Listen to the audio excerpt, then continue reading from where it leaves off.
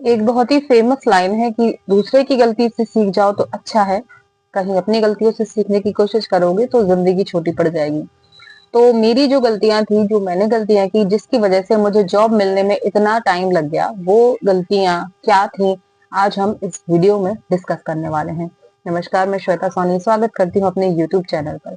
क्या थी मेरी गलतियाँ जो मैंने की, मुझे कोई गाइड करने वाला नहीं था, समझाने वाला नहीं था, इस वजह से जो जॉब मुझे 25 साल की उम्र में मिल जानी चाहिए थी, उसमें मुझे बहुत ज़्यादा टाइम लग गया। 35 एज हो गई तब जाकर जॉब मिली। तो क्या गलतियाँ थी, उन पर एक नज़र डाल लेते हैं। सबसे पहली गलती जो मैंने की थी, वो ये थी कि मैं मुझे ये तो पता था कि मुझे नौकरी चाहिए है, सरकारी जॉब मुझे चाहिए। ये मुझे काफ़ी टाइम पहले से पता था कि मुझे करना है। क्योंकि मेरे पापा का सपना था कि मेरी एक गवर्नमेंट जॉब हो। इसके अलावा जब मैं शादी करके आई तो मेरे ससुर जी ने बोला था कि बेटा तुम एक अपने लिए जॉब लो, क्योंकि चाहते थे कि मैं सेल्फ डिपेंड बनूं। और तो वहीं से एक हो गया था कि हाँ लेना है, तो पापा भी चाहते हैं, पापा जी भी चाहते हैं, तो क्यों नहीं जॉब के लिए ट्राई किया जाए।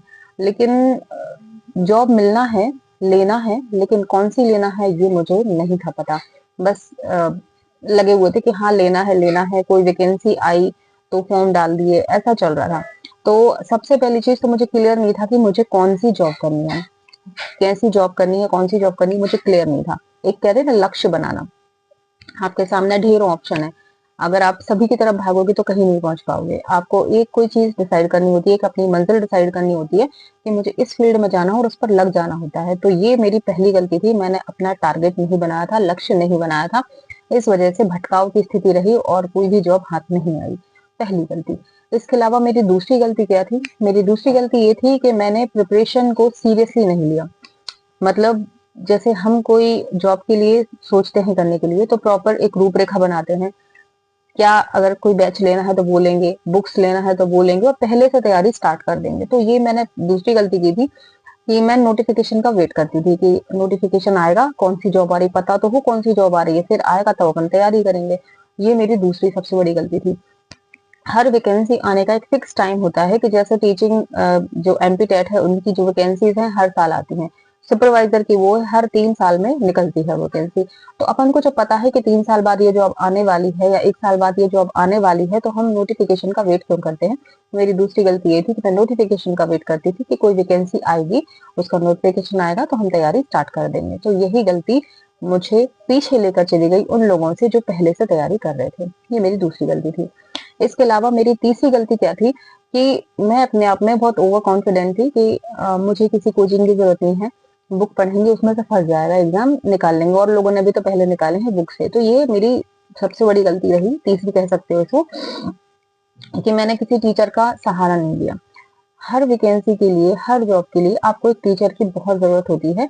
क्योंकि अगर आप के सामने मान लीजिए आपने एक बुक ले ली है और उस बुक को अगर आप पूरा पढ़ रहे हैं, आपको सिर्फ उसको रट रहे हो, जैसे उसमें जो जो क्वेश्चन दिए हैं, चाहे आप ऑब्जेक्टिव ले लें कुछ भी ले लें, तो क्वेश्चन दिया हुआ है मात्र, आप उस क्वेश्चन को याद करके जा रहे हो। मान लो एग्जामिनर ने उसके अंदर का कुछ पूछ लिया, क्योंकि आपने तो बुक से पढ़ा है, आपको उसका डीप नॉलेज है ही नहीं।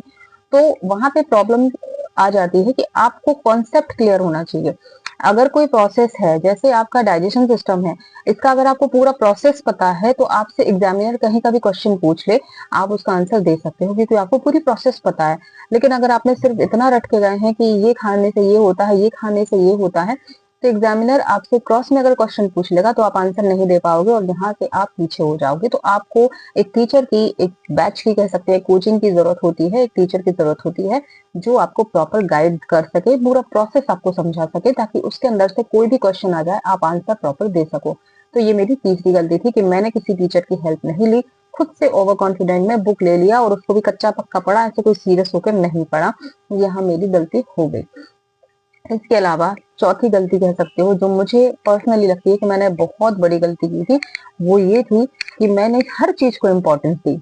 मतलब जो भी चीजें मेरे आसपास थी, जैसे अब मेरी फैमिली कह लो, मेरे रिलेटिव्स कह लो, या घर के काम कह लो, हर चीज को मतलब कहना चाहिए प्रायोरिटी दी, अपनी स्टडी से ज्यादा इम्पोर्टेंस दी।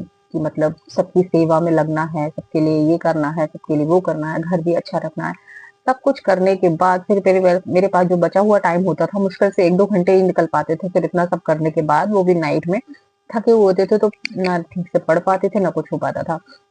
तो वो इकलौती बुक पढ़ने में ही मुझे पता नहीं कितना टाइम लग जाता था, क्योंकि टाइम ही उतना होता था, क्योंकि हमने हर चीज को प्रायोरिटी दी सिवाय अपने स्टडी के। तो ये मुझे सबसे बड़ी गलती लगती है कि अगर मुझे वाकई में जॉब चाहिए थी, तो मुझे सब चीजों को एक साइड करके सिर्फ स्टडी पर फोकस करना था, जो मैंने नहीं किया। इस वजह से उस टाइम पर मेरी जॉब नहीं लग पाई। इसके बाद मेरी जो सबसे बड़ी गलती रही कि मैंने अपनी तैयारी को ही नहीं जांचा। कभी कोई टेस्ट नहीं लगाया, कभी कोई कहना चाहिए कि ऑनलाइन ना ऑफलाइन कुछ भी टेस्ट नहीं लगाए कभी भी।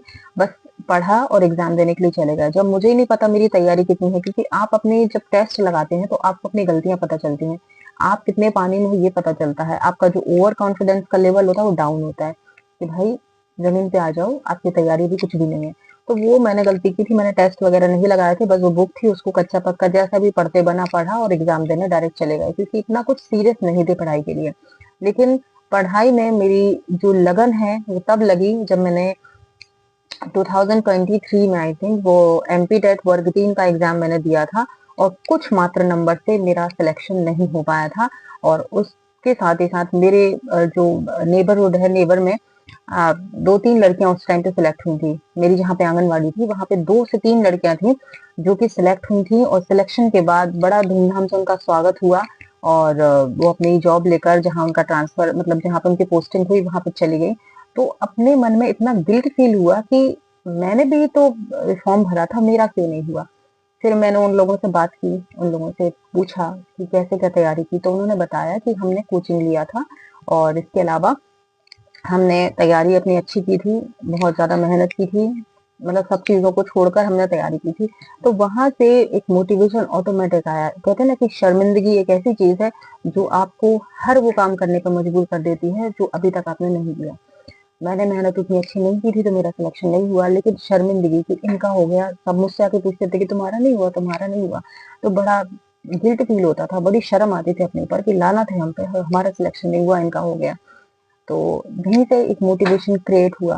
फिर देखा कि इन लोगों की अच्छी सैलरी आने लग गई है, इनके हालात सुधर रहे हैं, फिर और मोटिवेशन आया। फिर अपने घर के हालात देखे कि इनमें और हम में अंतर आने लग गया है, तो हमें इस अंतर को भरना है, हमें भी अपनी तैयारी करनी है और एक जॉब लेनी है।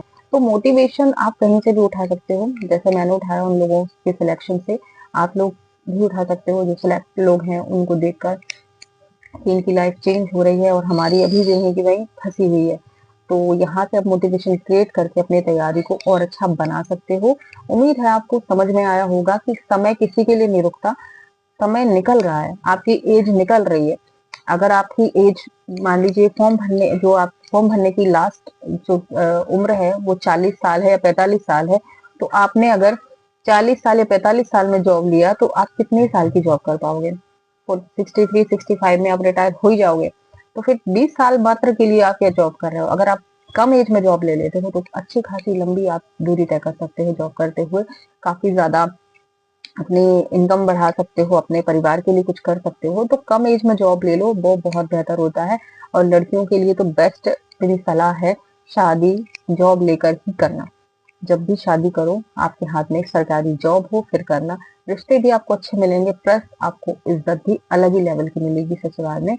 अलग ही आपको एक खुशी महसूस होगी कि हमने कुछ तो अचीव करा है, कि आज हमारी ये पोजीशन है ससुराल में। तो आई होप आपको आज का वीडियो पसंद आया होगा। पसंद आया है तो वीडियो को लाइक जरूर करें, शेयर जरूर करें, और चैनल सब्सक्राइब जरूर करें।